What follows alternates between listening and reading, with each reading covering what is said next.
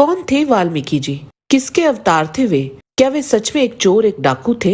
कितनी शक्ति थी उनमें? क्या कभी कोई युद्ध में उन्हें पराजित कर पाया? कौन से अस्त्र शस्त्र थे उनके पास? वाल्मीकि जी के जीवन से जुड़े ऐसे ही बहुत से प्रश्नों का उत्तर हमने इस वीडियो में देने का प्रयास किया है। उनके जीवन से जुड़े हर एक रहस्य को जानने के लिए इस वीडियो के अंत तक बने रहें।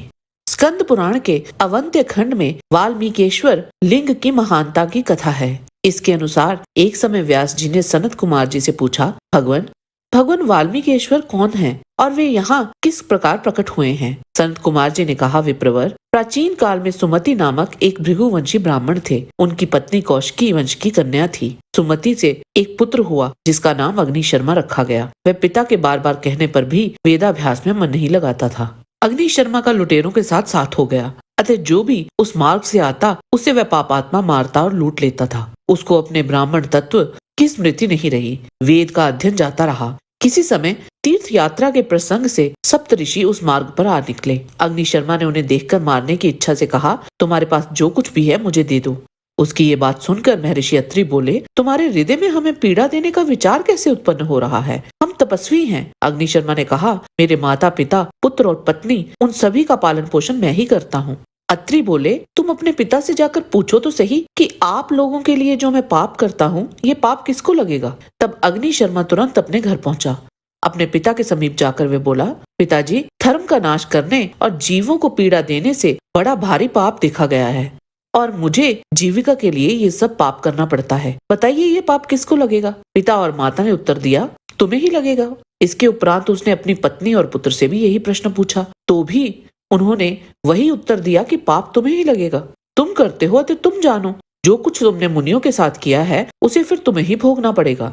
उनकी बातचीत और व्यवहार को ठीक ठाक समझकर अग्निशर्मा मन ही मन बोला, हाय मैं तो नष्ट हो गया। फिर तो उसने डंडे को दूर फेंक दिया और उन तपस्वी महात्माओं के पास जाकर खड़ा हो गया। तदंतर अत्रि जी अग्निशर्मा से बोले, तुम इस वृक्ष के नीचे बैठकर महामंत्र राम नाम का जाप करो, इससे तुम्हें सिद्धि प्राप्त होगी। तब अग्निशर्मा 13 वर्षों तक ध्यान योग में संलग्न रहा। उसके ऊपर बांबी जम गई। 13 वर्षों बाद जब वे सप्तऋषि पुनः उसी मार्ग से लौटे तो उन्हें वाल्मीकि में से उच्चारित होने वाली राम ध्वनि सुनाई पड़ी। उन्होंने वे बांबी खोदकर अग्निशर्मा को देखा और उसे उठाया। उठकर उसने सभी मुनियों को प्रणाम किया और कहा, आपके ही प्रसाद से आज मैंने शुभ ज्ञान प्राप्त किया है। मैं पाप पंख में डूब रहा था, आपने मुझ दीन का उद्धार कर दिया है। उसकी ये बात सुनकर सप्तऋषि बोले, वत्स, तुमने कितने ही वर्षों तक एकचित होकर इस बांबी अर्थात वाल्मीकि में बैठे रहे हो, अतः इस पृथ्वी पर तुम्हारा नाम वाल्मीकि होगा। तदंतर उन मुनियों के प्रस्थान करने के उपरांत वाल्मीकि जी ने कुस्थली में आकर महादेव जी की आराधना की और उनसे कवित्व शक्ति पाकर रामायण की रचना की, जो कथा साहित्य में सबसे प्रथम माना गया है। तभी से अवंती में वाल्मीकिश्वर शिव की ख्याति हुई। वृहद धर्म पुराण के मध्य खंड अध्याय 41 के अनुसार महर्षि वाल्मीकि जी भगवान विष्णु के ही एक अवतार थे। कई लोक कथाओं में उन्हें ब्रह्मा जी का अवतार भी कहा गया है और ये भी कहा गया है कि उनको राम नाम का मंत्र नारद जी ने दिया था। इस बात का वर्णन हमें केवल विष्णु धर्मोत्तर में मिलता है, अन्य और किसी भी पुराण या ग्रंथ में नहीं है। पद्म पुराण के पाताल खंड अध्याय 126 के अनुसार जब श्री राम ने माता सीता जी का परित्याग किया था तो उस समय महर्षि वाल्मीकि जी ने उन्हें अपनी पुत्री बनाकर अपने आश्रम में ले गए थे। समय आने पर वहीं उनके आश्रम में ही जानकी जी ने 2 पुत्रों को जन्म दिया। महर्षि वाल्मीकि जी ने उन बालकों के जात कर्म आदि संस्कार संपन्न किए। वाल्मीकि जी ने उन बालकों के संस्कार संबंधी सब कर्म कुशों और उनके लवों अर्थात टुकड़ों द्वारा ही किए थे, अतः उन्हीं के नाम पर उन दोनों का नाम क्रमशः कुश और लव रखा। वे दोनों वाल्मीकि जी के आश्रम में ही बड़े होने लगे। महर्षि वाल्मीकि जी ने उपनयन के पश्चात उन्हें संपूर्ण वेदों का अध्ययन कराया, फिर उन्हें रहस्यों सहित धनुर्वेद का अध्ययन भी कराया। वाल्मीकि जी ने लव और कुश को स्वर्ण भूषित धनुष प्रदान किए जो अभेद्य और श्रेष्ठ थे।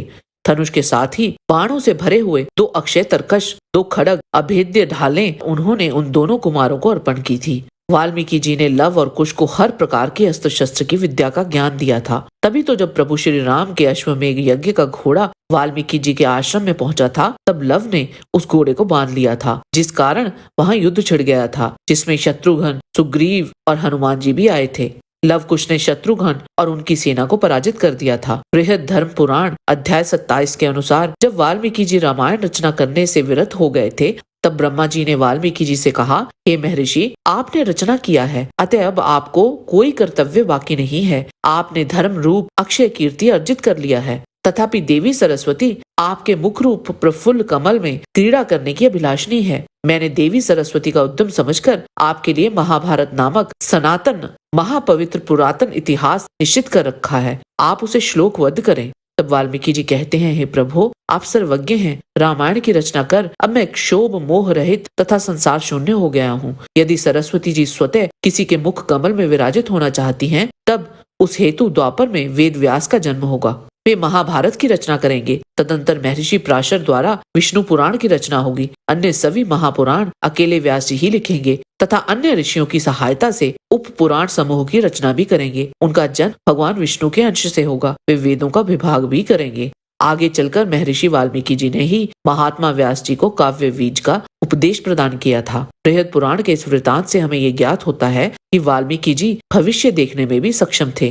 देवी भागवत पुराण स्कंद 9 के अनुसार वैदिक अष्टाक्षर मूल मंत्र परम श्रेष्ठ है। लक्ष्मी बीज और माया बीज बना हुआ ये मंत्र कल्प वृक्ष के समान है। प्राचीन काल में कृपानिधि भगवान नारायण ने भारतवर्ष में गंगा के तट पर वाल्मीकि जी को ये मंत्र प्रदान किया था। वाल्मीकि जी महाभारत काल में भी जीवित थे और वे उन कई मुनियों में से एक थे जो युद्ध समाप्ति के बाद युधिष्ठिर से मिलने आए थे। उन्होंने युधिष्ठिर को शिव पूजा के लाभ बताए थे और अपना एक वृतांत सुनाते हुए कहा कि एक बार की बात है, कुछ तपस्वियों ने ब्राह्मण हत्या का दोषी मानकर मुझे श्राप दिया था। श्राप मिलते ही मैं पाप के अधीन हो गया। तब मैंने भगवान शिव की घोर आराधना की और अपने सभी पापों से मुक्त हो गया। वाल्मीकि जी ने युधिष्ठिर से कहा कि उन्हें भी उनकी तरह भगवान शिव की आराधना करनी चाहिए। सप्त ऋषियों के द्वारा राम नाम का महान ज्ञान प्राप्त करने के उपरांत महर्षि वाल्मीकि जी ने तमस नदी के किनारे अपना आश्रम बनाया था और वहीं अपने शिष्यों के साथ निवास करने लगे। उन्होंने कभी कोई युद्ध लड़ा हो इसका वर्णन किसी भी ग्रंथ में नहीं मिलता, परंतु इसका अर्थ ये नहीं है कि उन्हें